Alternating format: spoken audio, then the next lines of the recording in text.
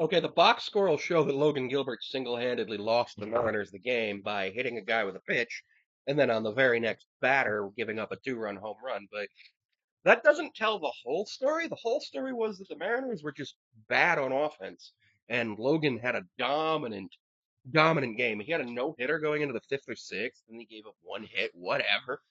Then he walked a guy, whatever. Then he hit the guy with the pitch, which honestly I don't even think he technically did because the guy was swinging and it looked like it went through and actually swung. I would have challenged it if I were Dan Wilson, but at this point I don't know. It's it's at the point where it's just like not great. And unfortunately, the Astros won last night, beating the Diamondbacks by a lot, like 11-5. It was not good. It was not fun to see that. It's a 2-0 win for the St. Louis Cardinals. Drops the Mariners to 72 and 71, and the Cardinals to 72 and 70. Logan Gilbert takes the loss. Is still leading the majors in WHIP. He is still leading the majors in WHIP. Julio had one hit, struck out once. Other than that, he was just okay.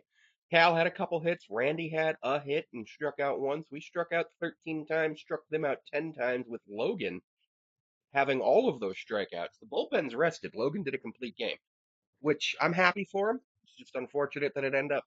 His final line, 2 hits, 2 runs, both of them earned, walked one, hit one guy, gave up a home run, moved his ERA to a 3.15. Big problem. Top of the first, Mariners have the bases loaded. Justin Turner comes up, strikes out. Jorge Polanco comes up and strikes out. Top of the seventh, Julio Rodriguez grounds out with the bases loaded. And the inning. And then the eighth, we had runners on first and second, and Jorge Polanco flew out to end the inning. Then at the bottom of the eighth, Pedro Pajes homered with one on, and that was all she wrote. That made St. Louis's win probability 93.7 because we just had the top of the ninth. And who came up for us actually in the top of the ninth?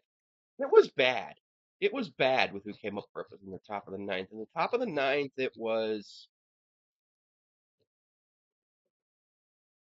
J.P. Crawford, Mitch Haniger, Dylan Moore, and Julio.